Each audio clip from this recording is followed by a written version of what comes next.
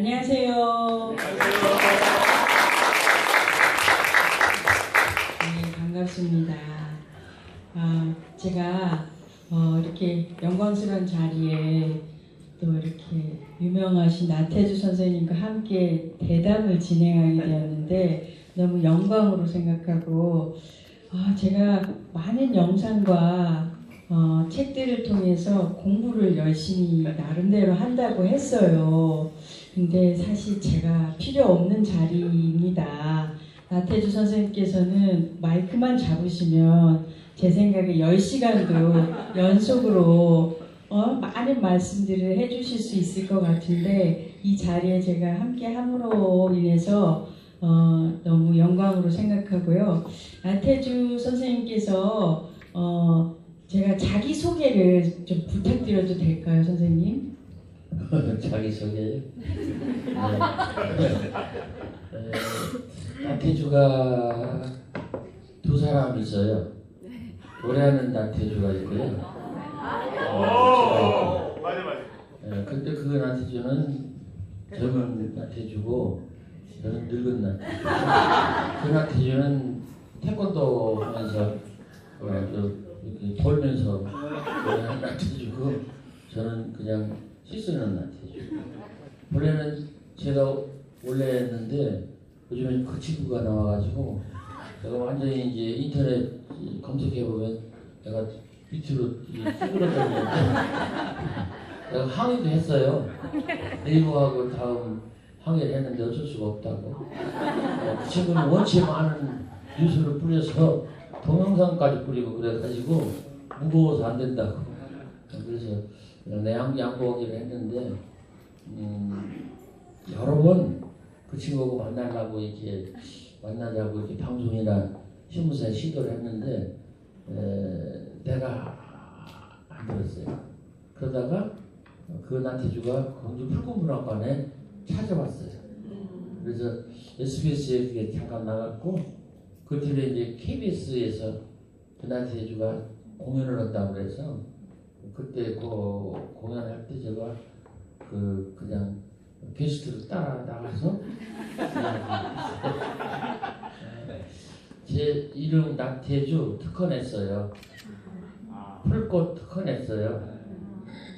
나태주 풀꽃도 특허냈어요. 풀꽃 시인도 특허냈어요. 4개를 냈는데 그 나태주한테만 나태주 도장을 나중에 내면 써도 된다. 그렇게 얘기를 했습니다. 네.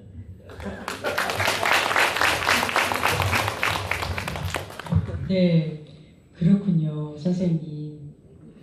저는 선생님이기도 하면서 외람되게도 선배님이라고도 또 부르고 싶은 생각도 있습니다. 저도 시를 썼으니까요. 괜찮으신가요? 그렇죠? 네. 그리고 시는 선배 후배가 없어요. 시 잘 쓰는 사람이 선배 후배가 없으니까 잘해보시기 바랍니다. 네. 제가 좀 선생님과 저의 어떤 차이를 이렇게 한번 검색을 해보다가 선생님께서 71년도에 등단을 하셨다고 들었는데 맞으신가요? 네, 여자한테 시집당 해가지고 그 보상으로 등단을 했어요. 여러분 우리 특히 젊은 친구들 어려움이 있으면 그래서 주저앉지 마시고 일어나서 계속 노력해야 됩니다. 그러니까 목마름 없이 물이 이렇게 목으로 이렇게 잘 넘어가지 않습니다. 목마름, 고난, 우리 교회 목사님들 하시는 충고 말씀인데 고난이나 어려움, 시련 그런 것들이 그 당시에는 엄청나게 이제 힘든 일이고 저주스럽고 절망스럽고 피하고 싶은 일인데 그걸 잘 견디면 좋지 않을까. 어제까지 겁나게 가물었어요. 그런데 오늘 이렇게 어젯밤에 비가 내려서 저 꽃들이 얼마나 좋았고요. 가물은 건 나쁜 거예요. 나쁘죠. 근데 가물었기 때문에 오늘 저 꽃들은 이 비가 엄청나게 다른 때보다도 더 고귀하게 느껴질 것이다. 71년 이제 데뷔한 거 맞습니다. 네. 제가 71년에 태어났거든요. 아이고야. 예쁘다. 감사합니다. 내가 시인이 됐고 그는 세상의 사람이 되었고. 그리고 71년도에 시를 쓰셨다는 생각이 들고 제가 그걸 듣고 참 그 오랜 세월을 제가 살아온 세월만큼의 시를 그 이상이죠. 원래는 71년도에 등단을 하셨고 그 이전서부터 글을 쓰셨어요. 15살 때 헤르만 헤세는 14살 때 시인이 아닌 사람은 아무것도 되지 않겠다 그렇게 말했다는데 나는 한 살 늦게 15살 때 고등학교 1학년 때 시인이 되겠다. 그때도 여자 때문에 공급생 여학생이 있었는데 엄청나게 좋았어요. 그래서 그 좋아하는 마음을 어떻게 표현할까 하다가 시 쓰는 방법이 좋겠다. 그게 살 길이다. 그래서 시를 쓰기로 했어요. 선생님 되는 학교였는데 공부는 안 하고 시만 쓰고 비 오는 날은 비 맞고 그냥 학생복 입고 그냥 그대로 맞고 다녔거든요. 하루 종일. 그게 미쳤다. 약간 지에 미쳤다. 그래가지고 선생님들도 걱정하고 우리 아버지 엄청 걱정하시고 그런데 이제 내 꿈이 시인 되는 거죠. 그래서 15살 때부터 지금 만으로 79세, 80세니까 많이 됐죠. 60년이 넘지 않나요? 네, 너무 존경스럽습니다. 존경할 건 없어요. 선생님. 그냥 친하게 생각합시다. 네. 선생님께서 43년 동안 또 교사 생활을 하셨는데 하기 싫은데 우리 아버지가 시켜서 했어요. 여러분 우리 삶에는요 하기 싫은데 해야 되는 게 있어요. 그게 뭐냐면 살아야 될 삶이에요. 저는 살고 싶은 삶이 시 쓰는 거였어요. 근데 우리 아버지가 당신이 선생님 못했다고 나보고 하라고 등짝에다 짐을 지어주셔서 하기 싫은데 했어요. 얼마나 선생님 하기 싫었다고요. 왜 8시 반에 내가 출근을 해야 돼요? 왜 출근해야 돼요? 늦잠 자야지. 그리고 왜 5시, 6시까지 근무를 해야 돼요? 아이고, 애들이 이쁜가요? 내 새끼도 아니고. 나는 새끼가 뭘 이뻐? 그럼 이쁘게 봐야잖아. 얼마나 괴로워. 그걸 43년 했는데, 우리 아버지 아바타로, 분신으로 그냥 했어요. 하다 보니까 할만하더라. 여러분, 하기 싫어도 하다 보면 할만할 때가 있습니다. 우리 삶에는 살아야 될 삶이 있고 의무와 책임의 삶입니다. 그리고 살고 싶은 삶이 있어요.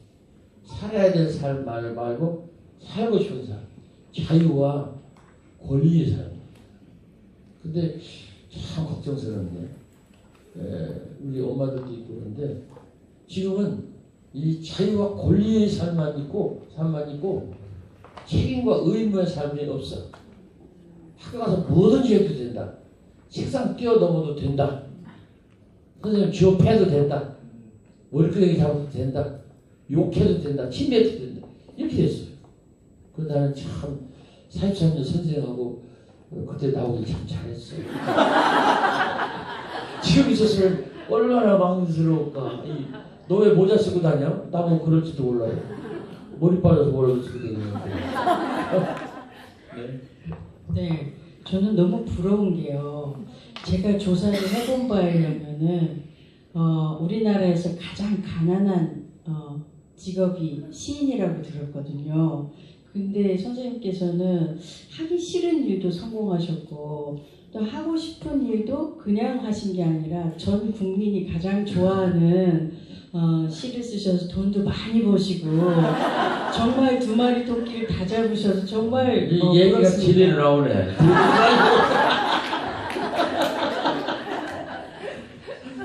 근데 정말 제가 시인으로서 진짜 갑자기 궁금한 게 생겼어요. 알았어요. 어떻게 가장 가난한 직업을 가진 시인이 가장 흥행에 성공하는 시인도 되실 수 있었는지 그 비법을 좀 알려주시면. 비법은 간단해요.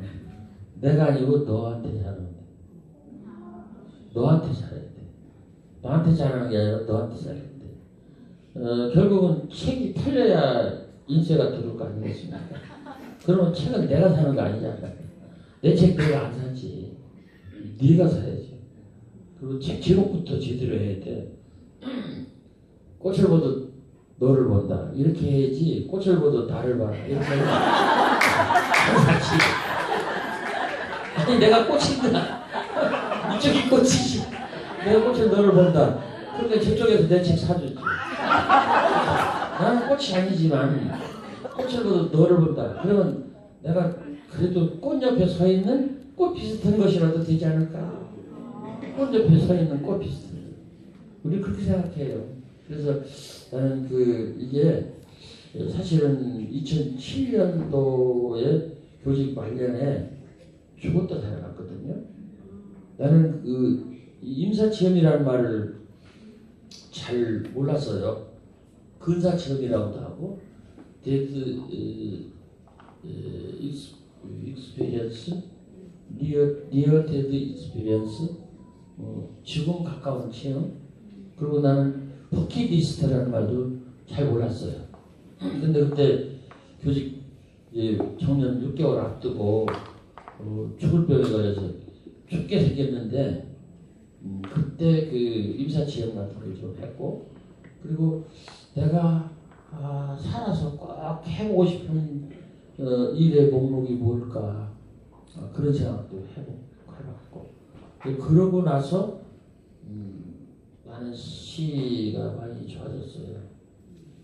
그전에는 내가 세상을 원망하고 왜 내 책 안 읽어주고 내 책 안 사주지, 왜 김용택이는 교장도 아니고 교감도 아니고 그냥 평교사인데 교과서에 시가 그냥 부럽고 나는 교장인데도 왜 시가 하나도 안 나와. 이런 불공평이 어디 있냐.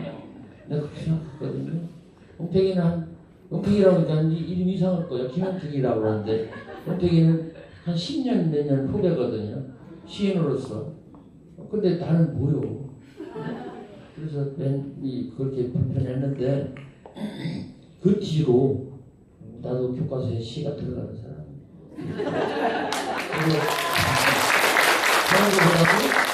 내 시 한 편이 대한민국 사람이면 거의 누구나 다 아는.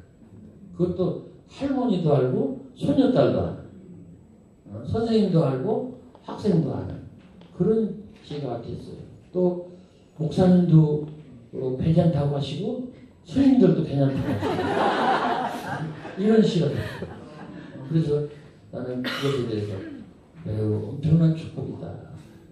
이거 왜 그러냐면 하기 싫은 직업을 그냥 했기 때문에 이 시를 썼어요.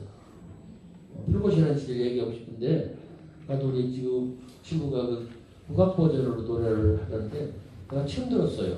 그런 노래는 국악 버전.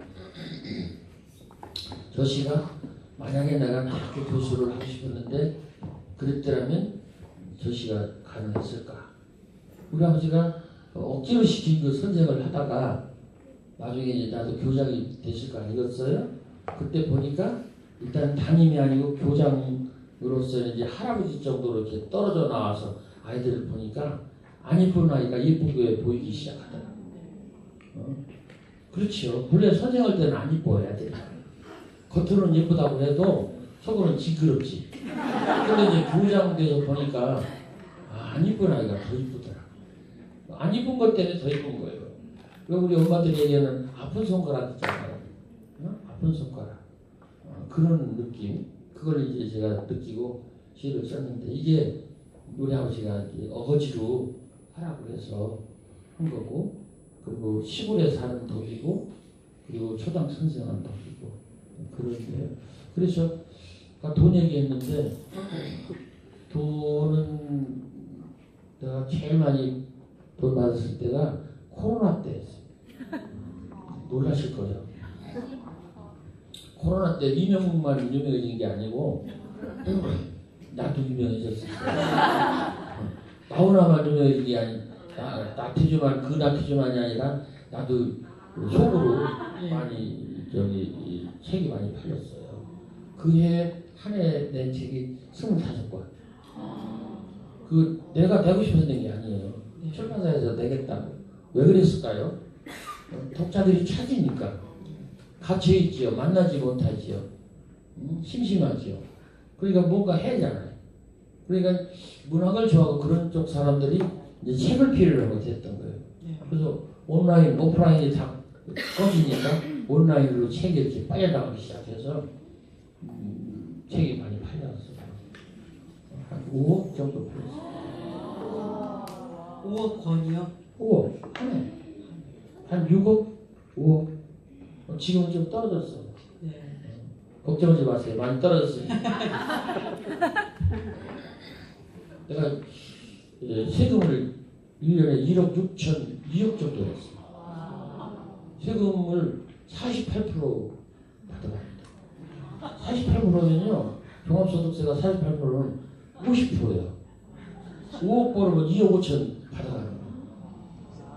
그래서 나는 늙어서 돈벼락 맞은 건 아니고, 그냥 돈이 좀 불편한 사람은 아니고, 좀 편안한 사람이 됐어요. 그게 내 덕이 아니고, 내 책 샀어요, 안 샀어요? 샀습니다. 그 바로 그 덕이에요.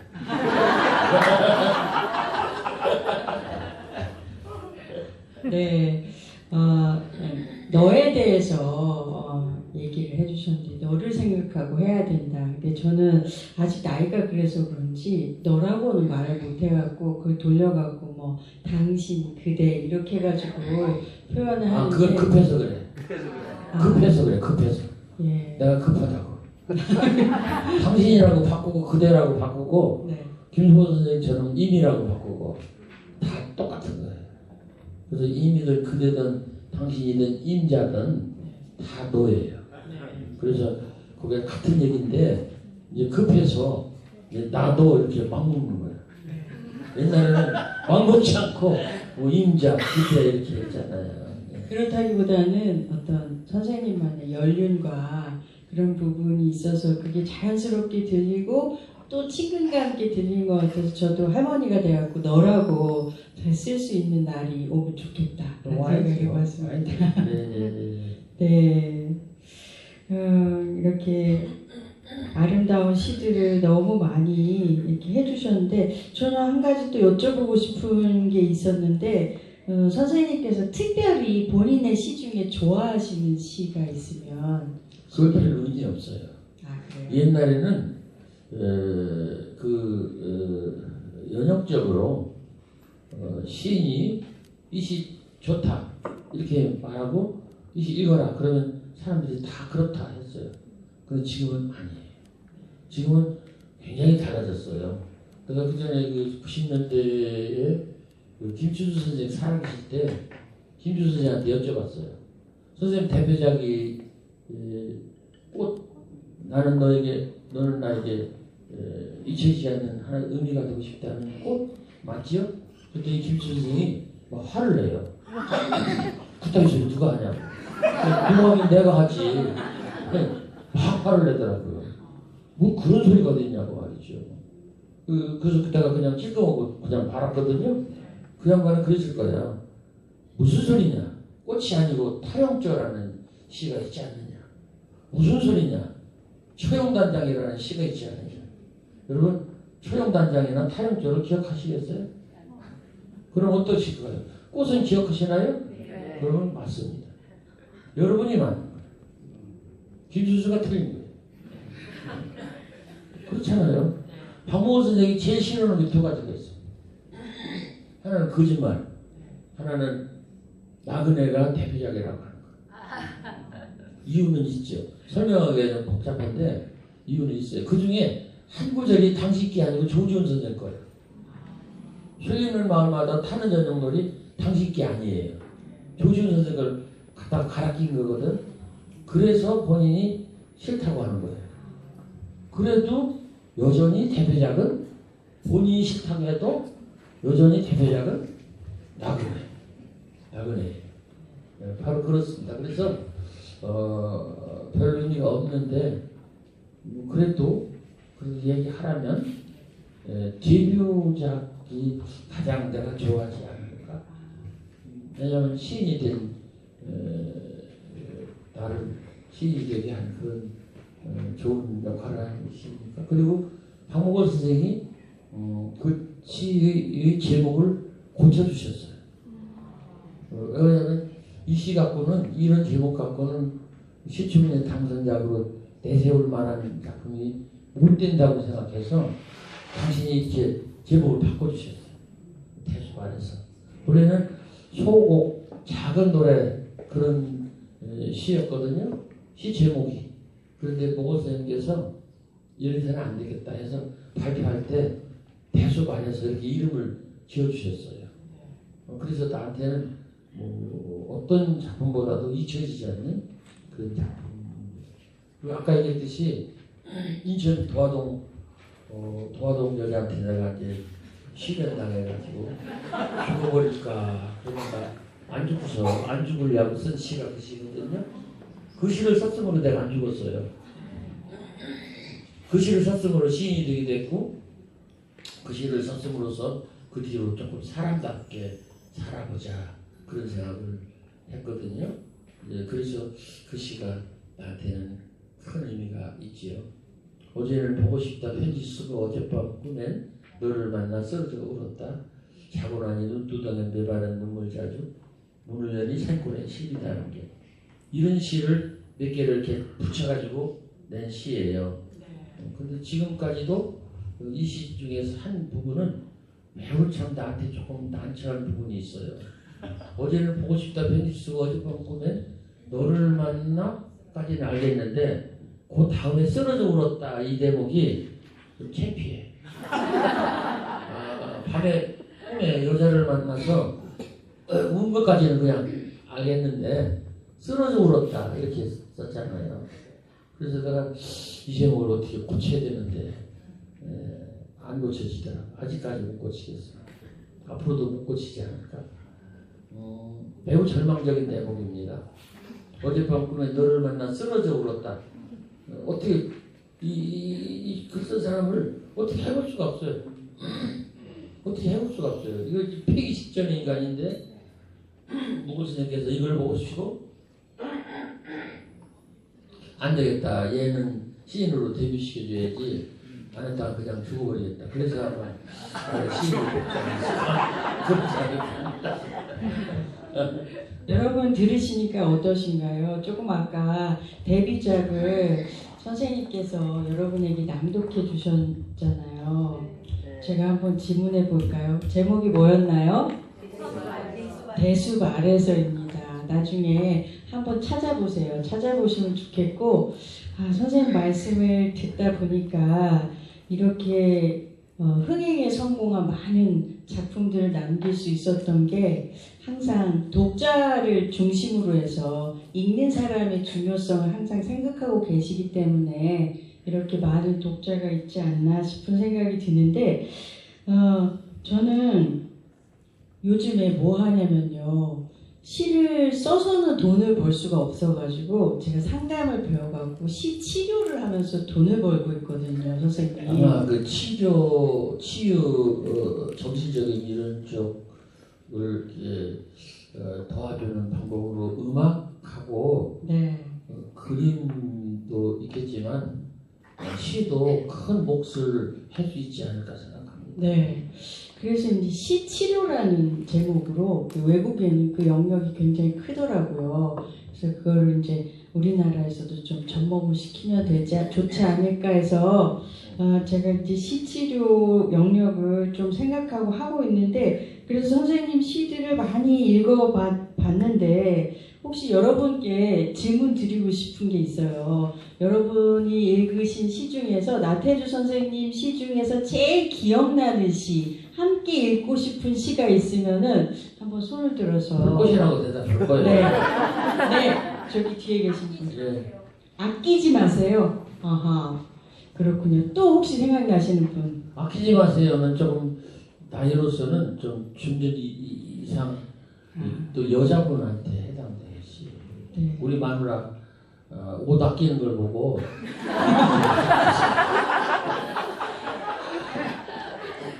유행이라면 끝 소용없거든. 그러니까 정확하게 기억하고 계시네요. 혹시 우리 함께 낭독하거나 나누고 싶으신 시가 있으면은 한번 발표해 주실래요? 꽃을 보듯 너를 본다. 꽃을 보듯 너를 본다. 그 시집 제목. 시집 제목입니다. 그러면 그 속에 있는 시로 혹시 또 시 제목이 나누고 아니고 싶은- 시집 제목. 네. 비단감. 비단감. 꽃이 되어 새가 되어. 꽃이 되어 새가 되어. 아 그거는 많이 나한테 힘든 시. 묘한 게 있더라고요. 묘한 게 있는 것이 시를 쓴 사람이 시를 쓸 때 많이 힘들고 쉽게 말하면 시 안에 사연이 들어있는 경우 그 시를 집어넣으시더라고요. 네. 지금 꽃이 되어 새가 되어라는 시는 시가 좀 엉성해요. 좀 내가 봐도 마음에 안 드는데 네. 저 시는 2007년도 아까도 얘기했지만 아산병원에서 서울 아산병원에서 죽게 생겨서 유작 시집을 내야 되겠다 내가 그래서 그때 문학사 상사로 그 원고를 보냈는데 김남수 선생님이 보시고 안 되겠다 얘 죽게 생겼다 죽기 전에 책 하나 내주자 그래서 급히 책이 꾸려졌어요. 네. 그래가지고 6월달에 그 책이 나왔거든요. 내가 태어난 게 8월달인데 병원 안에서 교정 보고 그 병원 안에서 투고하고 교정 2번 보고 책을 받았어요. 근데 그 책을 내는 과정에서 출판사에 있는 에디터, 편집자가 아무래도 표제 시가 하나 필요하다. 제목이 될 만한 시가 하나 필요하다. 그래서 당신의 심정 그걸 제대로 한번 짚어서 짧게 시를 하나 써달라. 그래서 뭐 답답하잖아요. 갑자기 뭘 제목이 될 시를 하나 써달라니까. 그래서 양쪽에다가 주사바늘을 꽂은 채 크게 들고 다니는 거 있거든요. 밀고 다니는 걸 밀고 그 정원까지 가가지고 서성이면서 그림도 그리고 제목을 붙이고 시를 썼어요. 그 시가 바로 지금 이야기하신 그런 시입니다. 예. 그래서 이런 시를 쓴 사람이 그 시를 쓸 때 사연이 있는 말하자면 옹의가 있는 고난이 있는 힘든 어떤 경험이 있는 그 부분을 시를 썼을 때 그걸 꼭 짚어내셔요. 네. 혹시 안부라는 시를 아시는지 모르겠는데 안부 오래 보고 싶었다 오래 만나지 못했다 잘 있노라니 그것만 고마웠다 짧거든요. 네. 이것도 뭐 대단하게 아픈 건 아닌데 내가 초등학교 선생 할 때 첫 번째가 이 64년도 때 그때 19 선생으로 나왔는데 9살 먹은 애가 2학년이었어요. 나는 2학년 다니려고. 근데 그때 맡았던 애가 10살 차이잖아요. 그래서 나는 19이니까 어른이고 걔는 9살 애들이었는데 나중에 이제 그 결혼해가지고 남편하고 왔더라고요.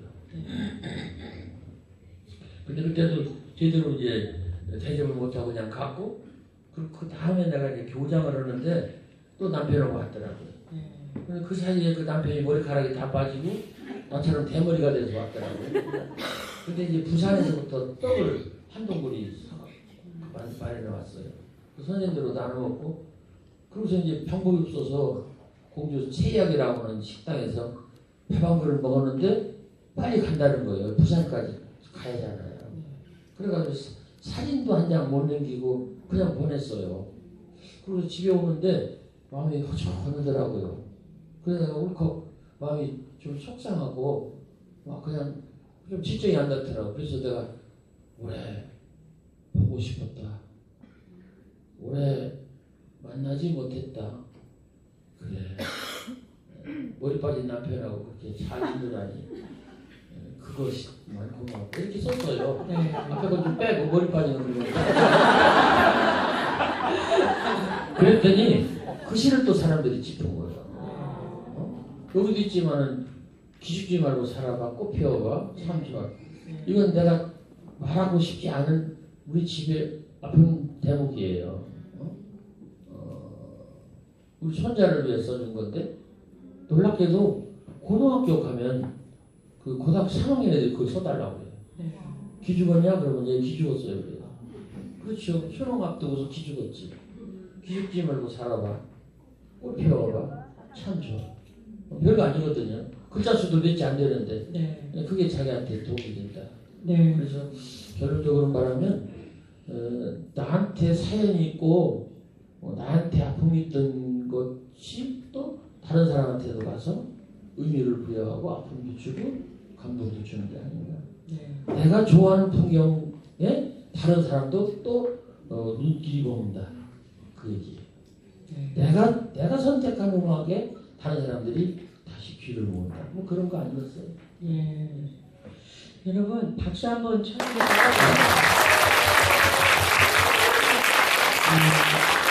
역시 명강사이신 게 저의 두서없는 질문에 핵심을 다 이야기를 해주신 것 같아요. 제가 묻고 싶은 질문 중에 하나가 기억나는 제자가 있습니까? 근데 그 얘기도 해주셨고 여러분 좀 아까 그 풀꽃 3시를 나태주 선생님께서 해주시니까 여기서 막 따라하시더라고요. 우리 다 같이 재창 한번 해볼까요? 기억나시죠? 풀꽃 3 저기 있죠. 우리 다 같이 한 목소리로 우리 선생님께 감사와 우리 뭔가 함께하는 의미를 담아서 큰 소리로 풀꽃서부터 읽어주시겠습니다. 시작! 불꽃상 기죽지 말고 살아봐 꽃 피워봐 참 좋아. 박수.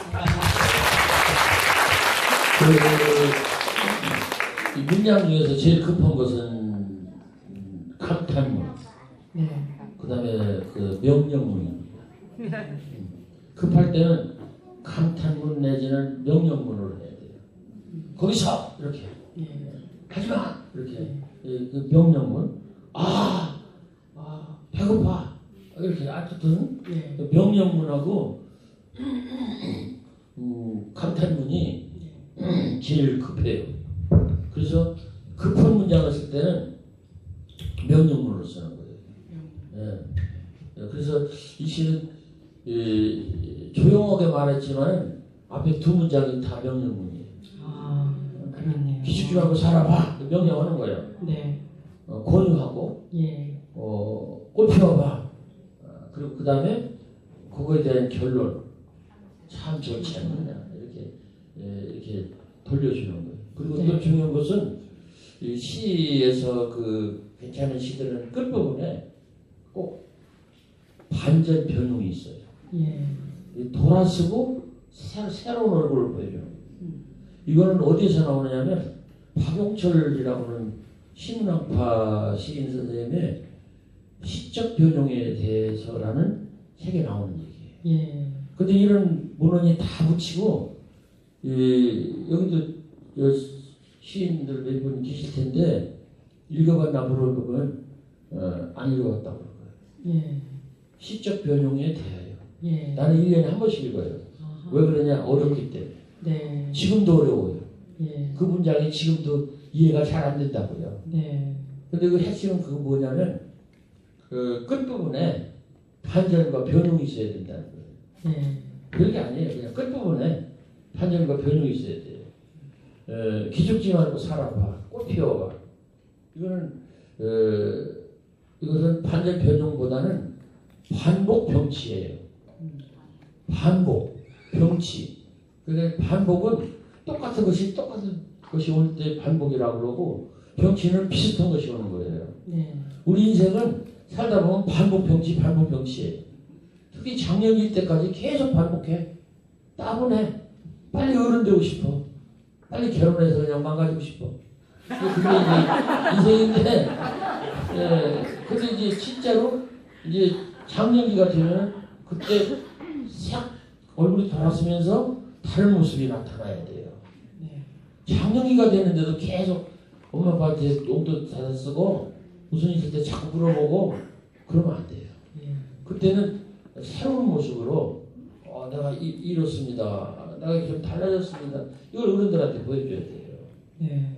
노년기에는 더 중요합니다. 돈 못 벌더라도 노년기에 돈 벌어야 돼요. 네. 누구처럼? 나태주 선생님처럼. 그건 잘 모르겠어. 어쨌든 그래야 돼요. 아주 중요합니다. 네. 그래서 저 불꽃 삼도 반복 병치가 있다가 반전 변용이 있다. 네. 그 대표적인 시가 불꽃 1이에요. 예. 너도 그렇다가 바로 변용 반전이 끝에 있었던 것이죠. 예. 그래서 우리 인생도 그런 변용과 반전이 있기를 바랍니다. 네.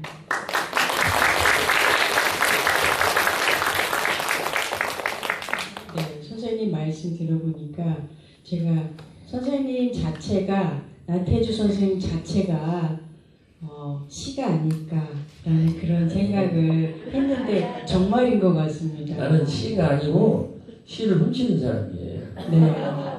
우리 목사님 아까 말씀을 잘못 계신 것이 내가 훔칠 말을 하셨어요. 꽃이 되게 하시고 새가 새게 되게 하시고 나무가 되게 하시고 부디 사람 되게 하소서. 제목 기도.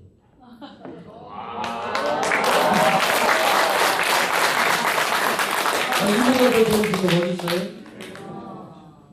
여러분 이보다 더 좋은 기도가 있어요. 목사님 하신 건 내가 훔친 거예요. 그래서 시인은 누구냐? 네. 훔치는 사람. 무엇을? 좋은 말을, 네. 좋은 생각을, 좋은 느낌을. 그래서 엘리어트라고 하는 그 영국 시인이 말했어요. 내가 더 위대한 건 아니고 좋은 시인, 위대한 시인은 훔치고 졸렬한 시인은 빌린다. 근데 돈이나 사람 이런 거 물건 훔치면 안 돼. 네. 아이디어라든가 생각이라든가 기쁨 훔쳐도 돼요. 네. 기쁨을 훔쳐서 내 것으로 누가 뭐라 그래? 벌금 안 물려요. 네. 그래서 훔친다. 특히 시인은 말을 훔치는 사람이에요. 어머니 말을 훔치고 동생 말을 훔치고 아이들 말을 훔치고 아이들이 얼마나 예쁜 말을 많이 해요. 예. 나는 목사님 말을 함부로 훔쳐갑니다. 제가 영광이네요. 선생님께 이렇게 시 강습을 제대로 받는 시인이 어디 있겠습니까? 그래서 제가 기억에 남는 시를 저도 한번 이 자리에 계실 때 이거 제가 따놨어요. 아 그래요? 네. 저도 이전에 쓰신 시라는 시가 있더라고요. 기억나시겠죠? 제가 한번 읽어볼게요. 시, 그냥 죽는 것이다. 길거리나 사람들 사이에 버려진 채 빛나는 마음의 보석들. 이런 시를 원래는 쓰셨어요. 그게 우리들이 마음의 보석이 있어요.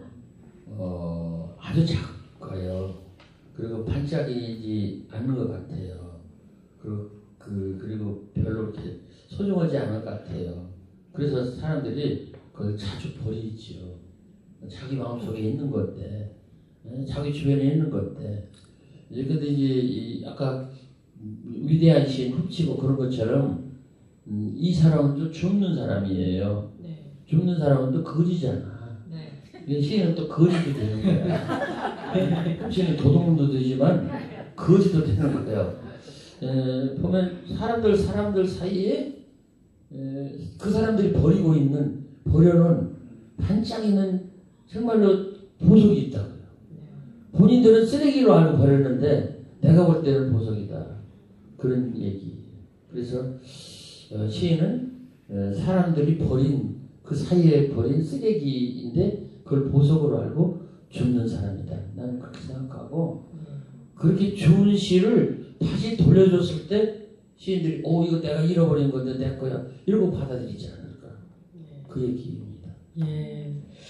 제가 이러고도 시를 잘 못 쓰면 큰일 날 것 같은데 딱 한 가지만 제가 좋아하는 시가 있는데 한번 이건 어떨 때 쓰셨는지 여쭤봐도 될까요? 선생님? 안 된다면 어떡하려고. 그래도 할 겁니다. 저는 이 시를 지하철에서 봤어요. 지하철을 타고 가다가 학교에 가다 봤는데 너무 좋아서 저희 학생들하고 같이 교수님하고 나눴던 기억이 있는데 어떤 시냐면 사랑의 답함. 예쁘지 않은 것을 예쁘게 봐주는 것이 사랑이다. 사실 쉽지 않아요. 사실 거짓말인 거야. 근데 해보자는 일. 네. 좋지 않은 것을 좋게 생각해 주는 것이 사랑이다. 이것도 거짓말이에요. 네. 어려워. 네. 싫은 것도 잘 참아가면서 처음만 그럴 것이 아니라 나중까지, 아주 나중까지 그렇게 하는 것이 사랑이다. 결혼식 할 때 주례할 때 꼭 이걸 해요. 네. 그러면서 나는 못했는데 너들 해봐라. 그래서 저도 너무 답답한 마음에 세상을 사랑하고 또 사랑을 주제로 한 시를 쓰고 하는데 왜 이게 그렇게 안 될까? 그 힘든 마음을 이게 너무 잘 표현한 것 같아서 제가 이 시를 정말 마음에 뒀는데 제가 더 감동인 것은 시인님은 어떻게 그렇게 시를 잘 외우세요? 외워서 썼기 때문에. 아, 그러니까 아예 시를 쓸 때 외워서 써요. 그리고 사실은 다 외우는 건 아니고 네. 한 10개 정도 외워요. 다 외우는 줄 알아. 한 5,000편 썼는데 5,000편 다 외우는 줄 아는데 네. 안 그래요. 한 10개, 20개 정도 외워요. 시가 외우고 싶으면 외워요. 근데 네. 시를 외운다는 게 굉장히 중요합니다. 네. 아주 중요해요. 황동규 선생님 즐거운 편지를 쓴 황동규 선생님 네. 얘기를 들어보면 황동규 선생이 이제 고등학교 다닐 때 황선원 선생 아들이잖아요. 예. 소설가. 예. 근데 한용호 선생의 시를 20편인가 30편을 외웠대요. 딸딸딸. 예. 외웠더니 저절로 시가 나오더라고요. 네. 여러분 집에 가셔서 즐거운 편지를 한번 읽어보시기 바랍니다. 그 밑에 한용호 선생의 이무칠묵 같은 그런 문장이 밑에 깔려 있어요. 네. 아닌 것 같은데 살짝 밑에 그림자가 보여요. 본인이 고백했더라고요. 네. 외우다 보니까 예. 시가 나왔다. 이 시를 외우는 건 시 밥을 먹는 것만 같아요. 네. 물을 마시는 것 같아요. 물을 많이 마시면 오줌이 나오잖아요. 네. 그러니까 오줌이 시고 네. 시를 외우는 것이 물이에요. 그러니까 다른 사람 시를 많이 외우십시오. 네. 감사합니다. 여러분 지금 1시 57분인데 저희 잠깐 5분 정도 쉬고 나서 하시는 게 좋을 것 같은데 잠시 일부로 이렇게 감동적인 강연을 마치고 일부의 주제는 삶과 시였거든요. 우리 일부로 이렇게 여러분 너무 잘 들으셨죠? 네. 집에 가면 바로 시 나오실 것 같지 않으세요? 꼭 써보셔야 됩니다. 시가 나오는 게 아니라 쉬가 나오는 시도 나오고 시도 나오고 그게 다 나오겠지. 일부러 이렇게 진행해 주신 우리 선생님께 감사의